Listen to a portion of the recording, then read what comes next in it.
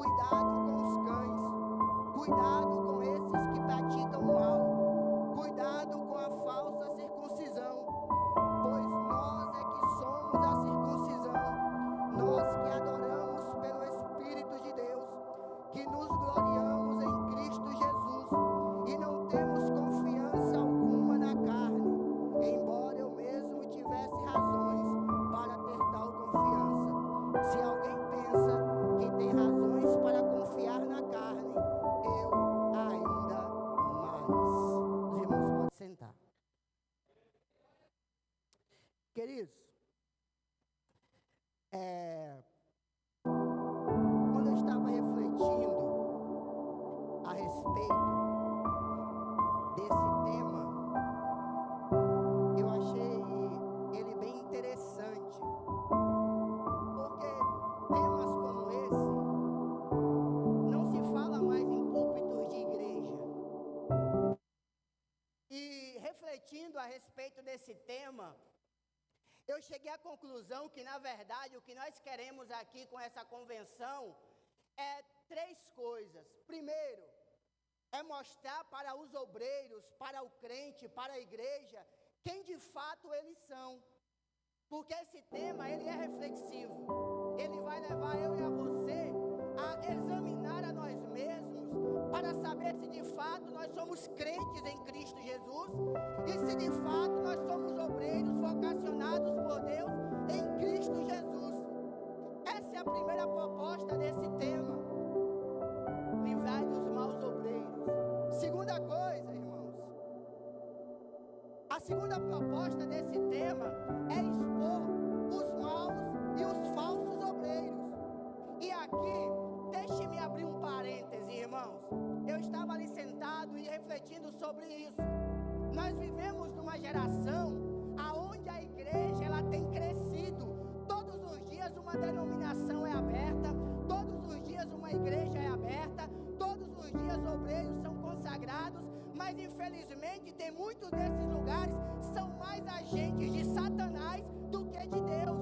E nós, obreiros antigos, nós temos uma responsabilidade de influenciar as novas gerações. E nós que somos obreiros, que estamos hoje dirigindo uma igreja, nós temos responsabilidade de não permitir com que falsos obreiros, filhos das trevas, homens e mulheres que não sejam vocacionados por Deus, assumam cargos de liderança dentro da nossa igreja. Nós temos responsabilidade hoje de não entregar o microfone da igreja que pastoreamos a filhos do diabo que se dizem ser obreiros e não são. É nossa responsabilidade, porque estar aqui é sério. Falar para vocês é sério. A igreja foi comprada com sangue. E nós não podemos dar o microfone da igreja que pastoreamos a falsos obreiros. Não importa o que vão dizer, não importa o que vão pensar, não podemos permitir com que nenhum ser humano que não testifique vocação da parte de Deus assuma cargo de liderança dentro da igreja que nós pastoreamos, que assuma o microfone da igreja que pastoreamos sem ser da vontade ou sem vir da parte de Deus. E como nós sabemos isso, ninguém consagra um obreiro sem antes gastar tempo em oração, porque a igreja é de Deus e quem escolhe obreiro é Ele. A Bíblia vai dizer que a igreja estava reunida em oração e jejum, e o Espírito Santo falou para os pastores e presbíteros: separa para mim a Paulo e a Barnabé, porque eu os chamei para a obra. Terceira coisa, irmãos, que esse tema nos propõe: confortar aqueles que de fato são obreiros do Senhor. Confortar aqueles que de fato são vocacionados por Deus. A carta aos Filipenses é conhecida como a carta da prisão. uma das cartas da prisão. O apóstolo Paulo, na sua primeira prisão, onde ele ficou preso em prisão domiciliar por 2 anos, ele escreve a carta aos Filipenses para tratar de 2 assuntos. Primeiro, de uma confusão que estava havendo dentro da igreja. Lá na frente ele vai dizer a Cízigo para ser mediador entre reconciliação com Evódia e Síntique, 2 lideranças dentro da igreja que estavam brigando entre si. E Paulo vai dizer a você, meu companheiro, me ajuda com isso. Segunda coisa, Paulo escreve a carta aos Filipenses para rebater os falsos mestres que estavam se levantando dentro dessa igreja, fundada por Paulo em uma das suas viagens missionárias. O apóstolo João, quando escreve a sua terceira carta, ele escreve também para lidar com um assunto semelhante. O enredo da carta de 3 João, ela gira em torno de Gaio, em torno de Demétrio e em torno de Diotrefes. Gaio era um membro dessa igreja, era conhecido do apóstolo João, era um homem de Deus. Mas Diotrefes, a liderança da igreja, estava sendo agente de Satanás dentro dela. E em poucas palavras, irmãos, eu queria pensar, à luz dessa carta com vocês, em algumas características dos Demétrios e dos Diotrefes. E eu queria sugerir um tema em cima desse tema: menos Demétrio, menos Diotrefes e mais Demétrios. Nós precisamos de mais Demétrios dentro da nossa igreja. Olha só o que diz o verso 9 da palavra de Deus: escrevi à igreja, mas Diotrefes, que gosta muito de ser o mais importante. Você quer conhecer um falso obreiro? Você quer conhecer uma pessoa que Deus não chamou? Ele é o tipo de pessoa que ele procura buscar as coisas para ele.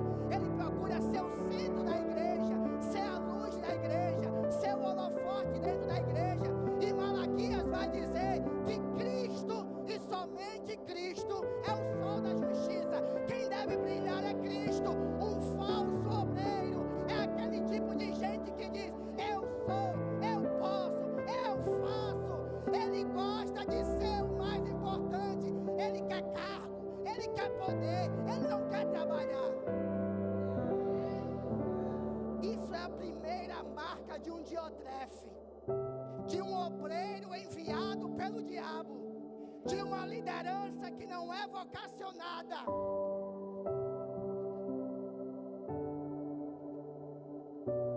Tanta igreja abrindo, e ao invés do reino avançar, o escândalo tem aumentado no meio da igreja, por causa dos agentes do diabo. Não quer se submeter à liderança, quer abrir igreja, e diz que Deus chamou, que Deus mandou aonde? Deus não quebra princípio, Deus não quebra protocolo. Deus não vocaciona forasteiro, irmão. Paulo, quando Deus chamou Paulo, ele voltou a Jerusalém, a igreja da época, para conversar com os apóstolos. Sempre que podia, ele voltava para prestar conta à sua liderança. Obreiro vocacionado por Deus, ele tem liderança, se submete à liderança, se sujeita à liderança e faz aquilo que a sua liderança orienta. Lá em Jeremias, Deus disse: eu darei pastores à minha igreja, que os apacentará e os guiará com entendimento e sabedoria. Segunda característica dos Demétrios, dos Diotrefes, dos falsos obreiros, irmãos. Olha só o que João continua dizendo: escrevi, mas Diotrefes, que gosta de ser o mais importante entre eles, não nos recebe, atenção dele para o que está fazendo com suas palavras maldosas. Falsos obreiros, eles são defamadores.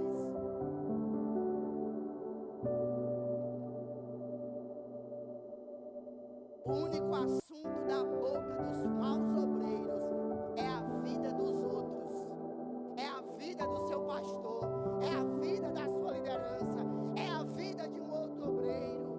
Porque esse Demétrios e Eutréfios aqui, ele não só se opunha à liderança de João, mas ele falava mal da liderança constituída por Deus. Você quer conhecer o mau obreiro, irmãos? Observe o que sai da boca dele. Observe como ele gasta o tempo dele. A vida dos outros é mais importante do que o reino de Deus. A Bíblia vai dizer, lá em Provérbios, capítulo 6, verso 19. Mas o 16 começa assim, ó. Há 6 coisas que o Senhor detesta, e a 7ª que ele odeia: um irmão que coloca outro irmão contra o irmão. Deus odeia esse tipo de obreiro. Deus odeia esse tipo de crente. Crentes difamadores. Mas há mais uma característica, irmãos. O verso 10 vai dizer que esse Diótrefes, ele não só gostava de ser o centro das atenções, a sua boca era suja e maldita, mas ele também não praticava hospitalidade e ainda expulsava as pessoas de dentro da igreja. Um mau obreiro, ele não ajuda na expansão do reino de Deus. Lembra do que Jesus disse para Pedro, quando ele deu lugar ao diabo, e o diabo usou a sua boca? Para trás de mim, porque tu não pensa nas coisas do céu, mas somente nas coisas da terra. Um mau obreiro, irmãos, ele não ajuda a expandir o reino de Deus. Um mau obreiro, ele não coopera com a obra de Deus. Um mau obreiro, irmãos, ele é pedra de tropeço no seio da igreja. Ao invés de ele acolher, ele põe para fora.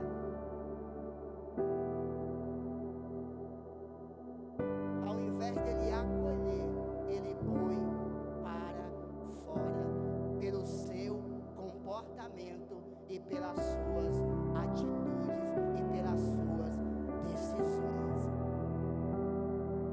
Deixe-me voltar, eu teria mais coisas aqui, mas deixe-me voltar para Filipenses. Deixe-me voltar para Filipenses aqui. Eu concluí. Olha o que Paulo vai dizer aqui. Cuidado com os cães. Cuidado com esses que praticam o mal. Cuidado com a falsa circuncisão. O que Paulo está dizendo, em simples palavras, é o seguinte: cuidado com esses que têm se levantado no meio de vós para ensinar coisas que não é o evangelho e que na verdade são ímpios, nunca conheceram a Deus. Paulo está lidando com esse tipo de gente, obreiros, crentes que estão dentro da igreja, estão nos púlpitos da igreja, mas nunca conheceram a Deus. Lembra do que Jesus disse lá em Mateus 7? Senhor, Senhor, profetizamos no teu nome, falamos novas línguas no teu nome, curamos no teu nome, expulsamos demônio no teu nome. Jesus vai olhar para esses maus obreiros e vai dizer: apartai-vos de mim, maldito, vós que praticas a iniquidade, porque eu nunca vos conheci. Mas expulsamos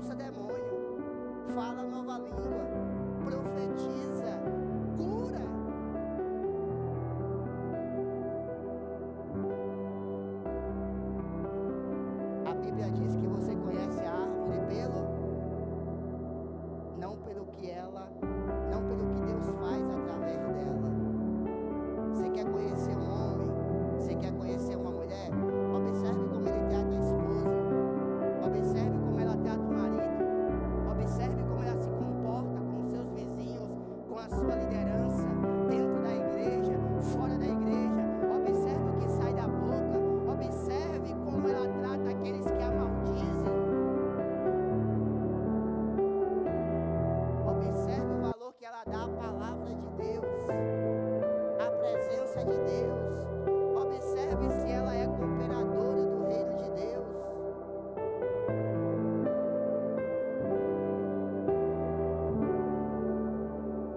Deixa eu dizer algo aqui, eu vou concluir. O verbo conhecer na Bíblia, tanto no hebraico quanto no grego, ele é oriundo da relação matrimonial. Ele é oriundo da relação matrimonial. E como é que um homem conhece a sua mulher? Quando passa a viver debaixo do mesmo teto. Enquanto namora, só fala o que o outro quer ouvir. Enquanto está noivo, só fala o que o outro quer ouvir. Mas quando casa, vive junto, convive.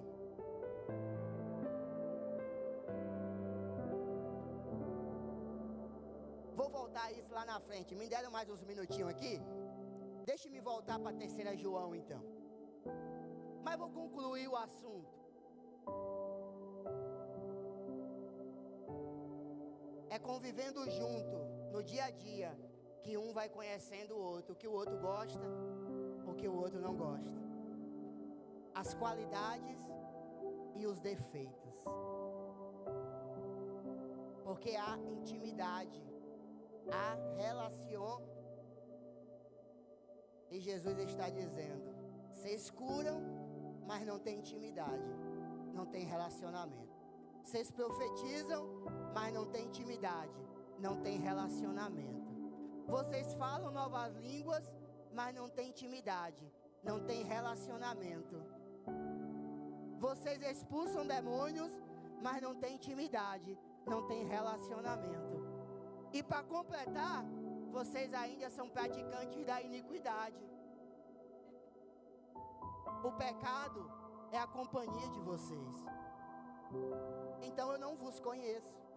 Não há relacionamento entre eu e você. Não há intimidade entre eu e você.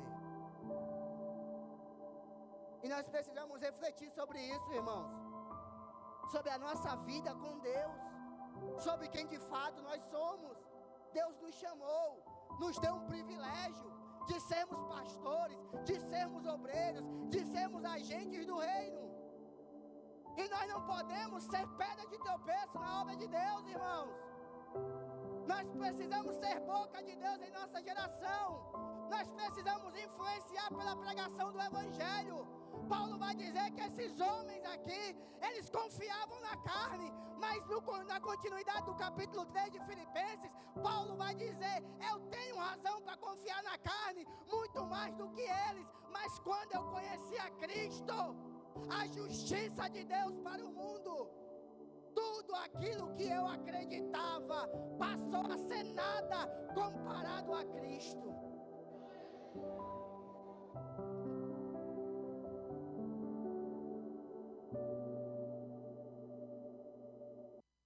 Aí João, ele escreve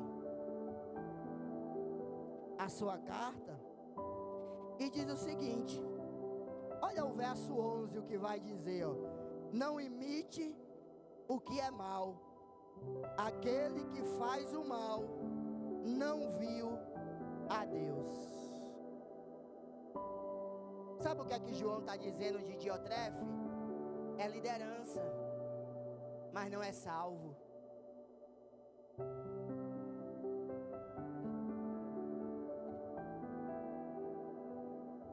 Outrora, a gente colocava a liderança dentro da igreja porque a gente via vocação. Hoje a gente levanta líderes por tapa nas costas. não por vocação. Por isso as coisas estão do jeito que estão, irmãos. E nós precisamos voltar a este princípio. João está dizendo: olha, aquele que pratica o mal nunca viu a Deus. Ou seja, não é crente. E se João está dizendo, se a Bíblia está dizendo, é um alerta para nós. E é porque tem gente como obreiro que não é crente. Presidindo a igreja, dirigindo a igreja, fazendo as coisas da igreja, mas não conhece a Deus. Não tem fruto de arrependimento. Vive uma vida de iniquidade. Vive uma vida de pecado, mas quando pega o microfone, é a pessoa mais santa do mundo. É a mão direita de Deus no altar. E João está dizendo: ei, amado, não pratica o que é mal, porque aquele que pratica o que é mal não viu a Deus. E ele está falando de Diotrefes, o obreiro, o líder, aquele que estava à frente da congregação.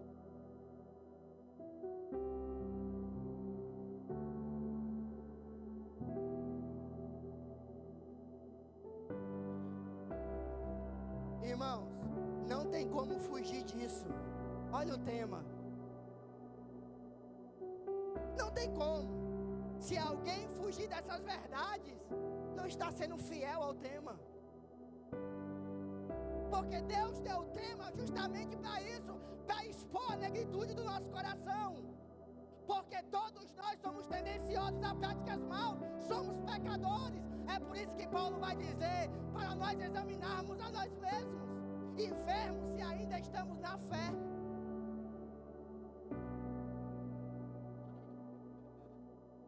Mas olha as características dos demétrios. Deixe-me olhar para algumas coisas aqui. Primeiro, verso 12, vai dizer o seguinte de 3 João: todos falam bem dele. Todos falam bem dele. Queridos, um obreiro vocacionado, um homem e uma mulher de Deus, quando alguém se levanta para falar mal dele, a pessoa que está ouvindo vai virar para a pessoa e dizer: esse não. Esse não. Por quê? Porque dá testemunho. Dá testemunho. Quando alguém se levanta para falar mal de alguém que dá testemunho, a pessoa que está ouvindo defende. Fala: esse não. E João vai dizer que não é só a igreja que dá testemunho de Demétrio, a verdade também. Não é só a igreja, a palavra também dá testemunho de Demétrio. Por quê? Porque ele anda conforme aquilo que está escrito. Usando um ditado nordestino: se é pau, se é pedra, é pedra. Não há 2 pesos e 2 medidas. Ele é aquilo que ele diz que ele é. E a igreja vê isso.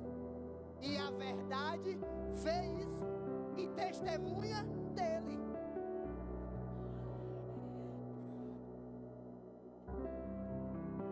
Primeira característica de um obreiro de Deus, vocacionado por Deus, ele tem compromisso com o seu testemunho.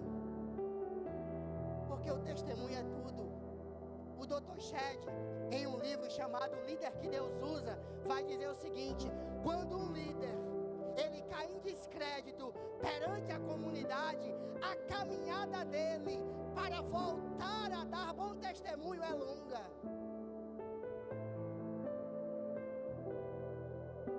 Já foi. Não adianta chorar o leite derramado. precisamos preservar o nosso testemunho. Precisamos zelar do nosso testemunho.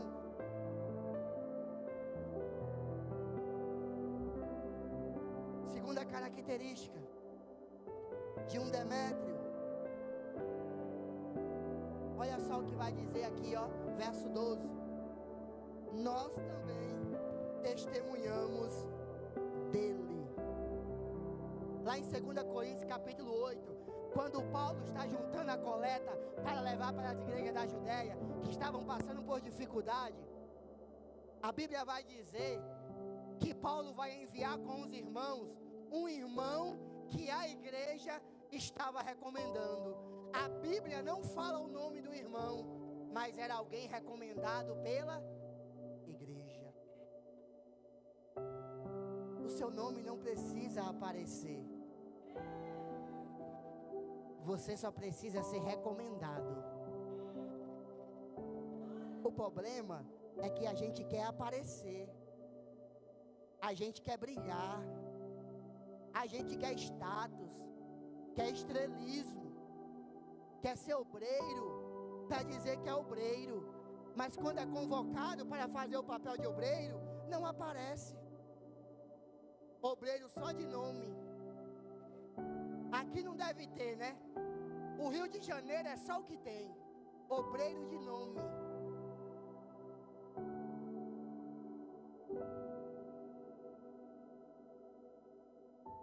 Pastor, eu fui num lugar, profetizaram para mim que Deus me chamou para a obra. Me unge aí. Não, irmão, Deus não falou comigo, não vou te ungir. Então eu vou sair da igreja. Aí sai. Aí vai para a igreja desses fanfarrão. Aí lá derrama óleo sobre a cabeça. Aí volta, agora eu sou apóstolo.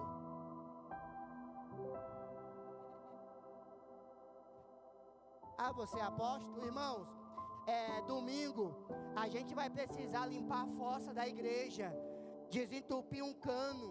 Eu estou usando uma expressão bem chula mesmo. E fede, tá? Ah, pastor, eu tenho um compromisso, não posso não. Mas tu não é apóstolo?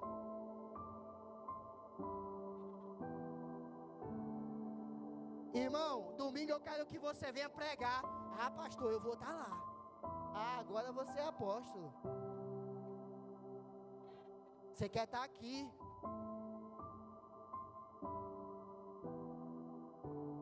Mas meter a mão no vaso para limpar, você não quer. Passar um pano numa igreja, não quer.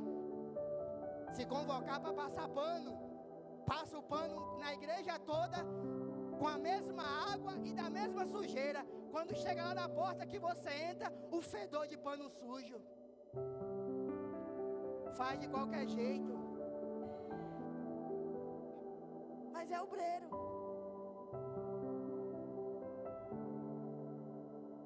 Eu vim despertar os irmãos. O pastor Gideon vai acolher vocês depois de mim.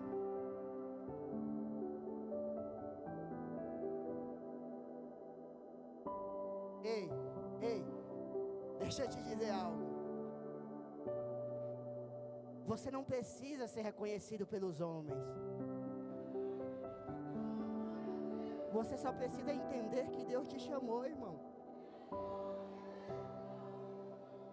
Quem era você? Quem era você? Ele te chamou. Eu era um mentiroso, um viciado, um vendedor de droga, um preso, um ladrão que destruiu tanta família. Mas Ele me chamou. Eu não preciso aparecer. As pessoas não precisam reconhecer o meu nome, irmão. Eu só preciso passar pano com amor, lavar o banheiro com amor, ajudar o meu pastor com amor. Eu só preciso ser grato a Ele pelo amor.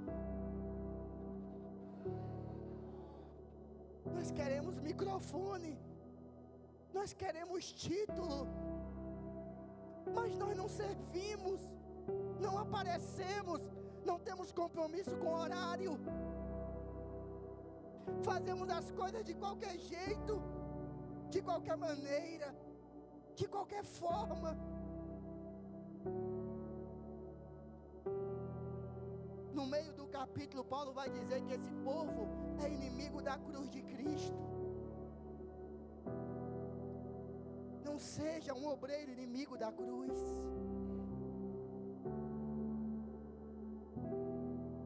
Não seja.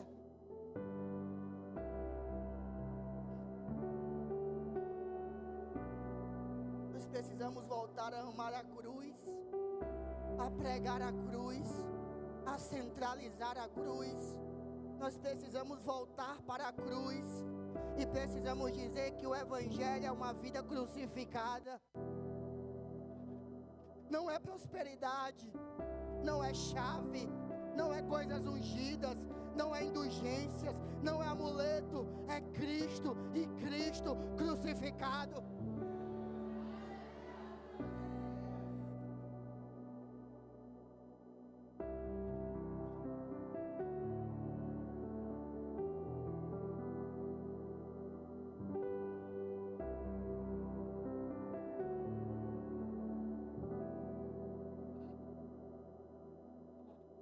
Paulo, quando escreve a carta aos Efésios, ele vai dizer o seguinte: desperta, tu que dorme, e o Senhor resplandecerá sobre ti. Que ao término dessa convenção, queridos, você sendo obreiro ou não, quando o seu pastor pensar, ele nem precisa falar, você já diga: pastor, estou aqui. Do que é que o Senhor precisa? Paulo vai dizer em uma das suas cartas que ele se gastava e desgastava por causa da igreja.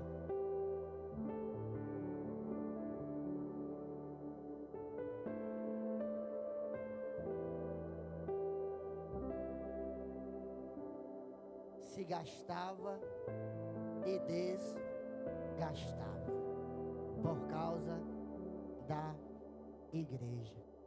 E ele conclui seu argumento dizendo: a mim foi-me imposta uma necessidade, e ai de mim se não pregar. Quando ele está indo para a prisão, um profeta chamado Ágabo, tomado por Deus, pega o cinto, enrola a cintura de Paulo e diz: olha, o Espírito Santo me diz que assim como este cinto está em volta da cintura deste homem, ele será levado para a prisão. E Paulo vai dizer: eu estou pronto, não só para ser preso, mas para morrer por causa de Cristo.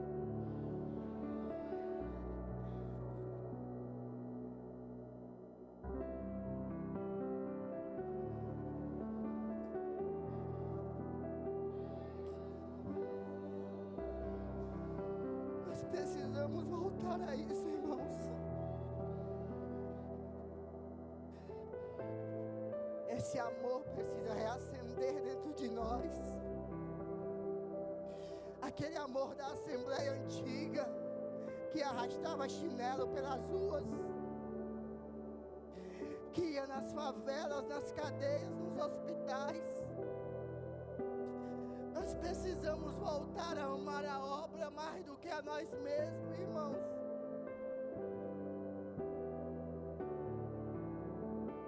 Nós precisamos, irmãos.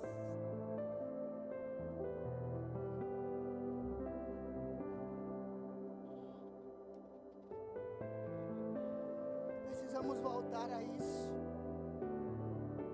Deixa eu falar algo aqui que pediram. Os irmãos que vão ser consagrados estão esperando vocês lá em cima. Os diáconos, somente os diáconos e as diaconisas. Que Deus seja com você, ilumine a sua mente e te traga à memória tudo aquilo que você leu na palavra de Deus. Os diáconos e diaconisas podem subir, irmãos. Tenha medo não. Os irmãos lá em cima não mordem. O que morde está aqui.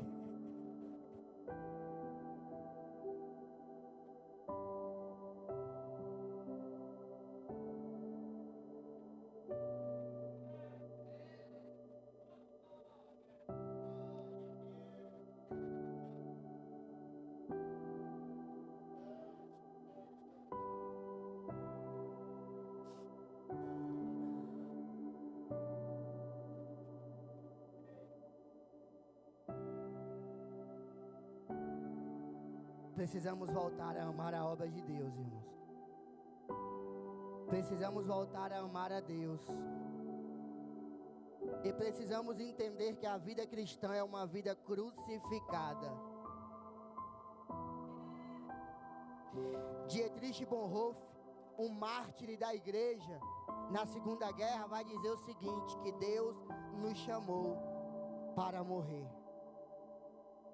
O apóstolo Paulo, escrevendo aos Filipenses, no capítulo 1, no final do capítulo, ele vai dizer o seguinte: a vós não foi dado somente o privilégio de crer em Cristo, mas também de padecer por Ele.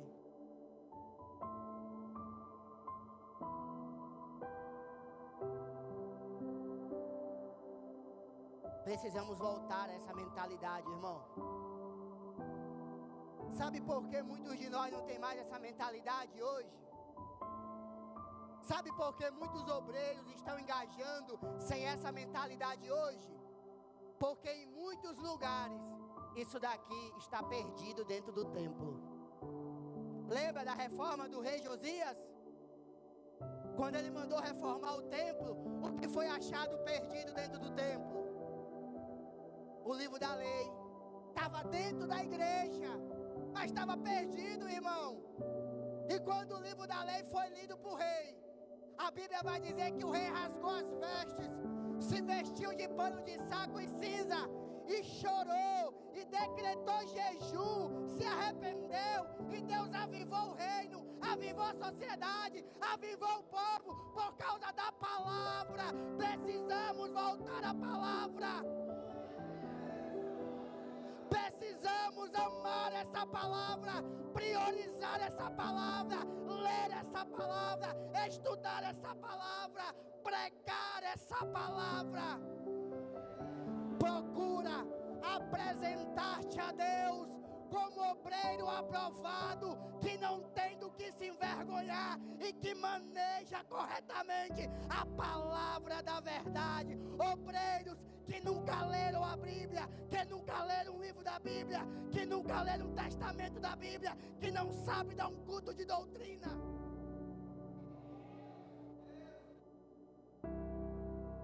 Não estou dizendo que você tem que ser mestre, mas o básico você precisa fazer. Tu é obreiro. Obreiro com medo de microfone, tá que você é obreiro. Obreiro com medo de falar de Jesus, tá que tu é obreiro.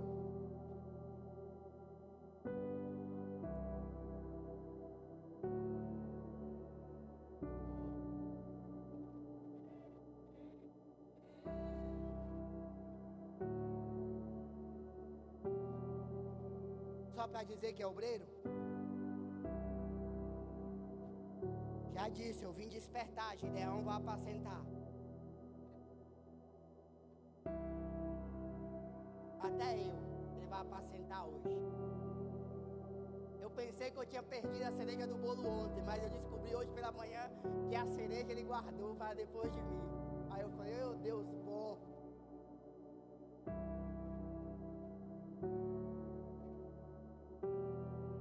Paulo está dizendo, olha, esse povo confia na carne. Mas Paulo está dizendo, eu tenho razão para confiar na carne, mas eu não confio na carne, eu confio em Cristo, a justiça de Deus, que é recebida pela fé. Mas Paulo vai dizer, eu também tenho consciência que eu ainda não alcancei o que eu queria, mas uma coisa eu faço, esquecendo-me das coisas que para trás ficaram, eu prossigo para o alvo.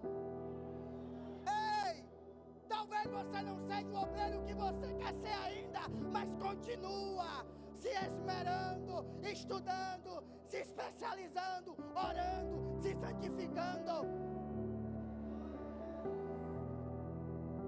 Porque aquele que olha para trás não é apto para o meu reino. Você pôs a mão no arado, a sua mão está no arado. Se tu tirar, deixa eu te dizer algo aqui. A Bíblia vai dizer em Romanos que todos nós compareceremos perante o tribunal de Cristo. Se você, obreiro, tirar a mão do arado, o tribunal está te esperando lá na frente. Você pode correr aqui, mas de lá tu não corre não. O Dr. Shedd vai dizer no mesmo livro que o obreiro tem os olhos no dia do juízo.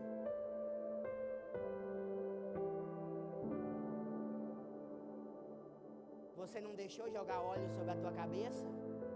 Então viva como obreiro.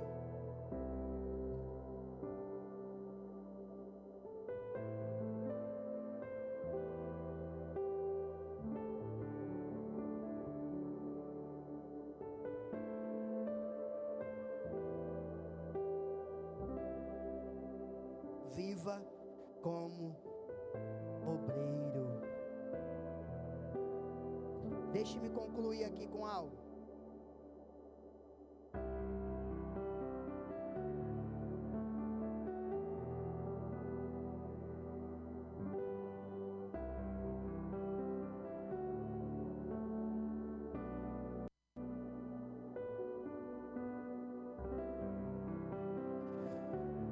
O dever do embaixador não é só o de entregar uma mensagem específica, mas executar um papel, observando, avaliando e promovendo tudo que diz respeito aos desejos do rei e do seu reino. O apóstolo Paulo, quando escreve a sua segunda carta aos Coríntios, ele vai dizer que nós somos embaixadores de Cristo em cadeia.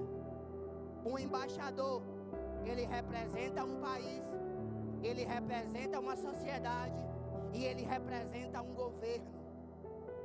O apóstolo Paulo, no capítulo 3 de Filipenses, vai dizer que nós somos cidadãos do céu. O nosso país é o céu. O apóstolo Paulo, em Filipenses capítulo 3, vai dizer que nós representamos um reino, o reino de Deus. O apóstolo Paulo, no capítulo 3 de Filipenses, vai dizer que nós representamos um rei. O rei é Cristo. O papel do obreiro não é só de pregar o evangelho, mas é de avaliar a mensagem, mas é de executar um papel, mas é de observar o cenário e ver aquilo que o rei está pedindo a ele para fazer e observar a necessidade no meio do reino de Deus, porque tu é embaixador.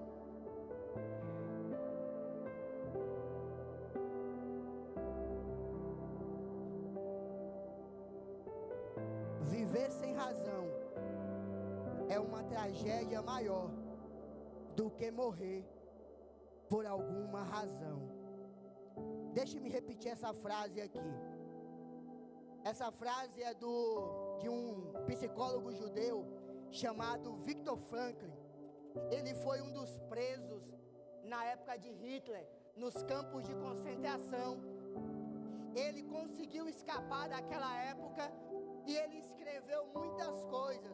E entre um dos seus escritos, ele vai dizer o seguinte, viver sem razão é uma tragédia maior do que morrer por alguma razão. E ele vai dizer mais, ele descobriu que não é de prazer como pensava Freud, o pai da psicanálise, nem de poder como pensava Adler, o fundador da psicologia individualista, que todo homem precisa, mas todo homem precisa de significado e propósito.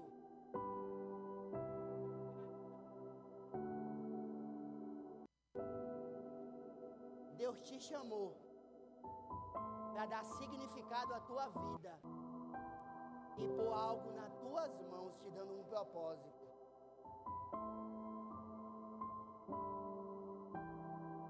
dias eu dei aula na igreja sobre dons e eu falei para os irmãos: qual é o teu dom? Não sabe? Pergunta àquele que te deu, porque você vai prestar conta a ele no dia do juízo. Lembra dos homens que enterraram o talento? Deus te deu um dom para multiplicar. Qual é o teu dom? Não sabe? Descubra o teu propósito. Você não precisa de prazer. Você precisa de entender que Deus te chamou com um propósito.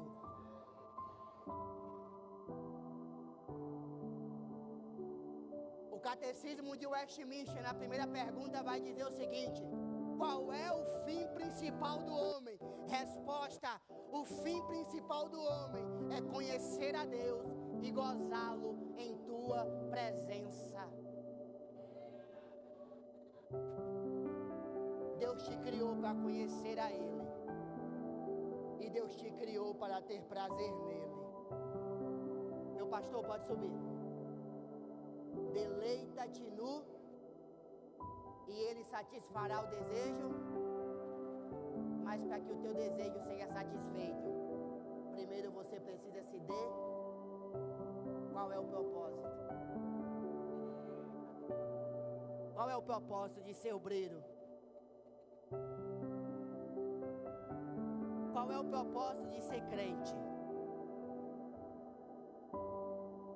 Qual é o propósito de estar aqui?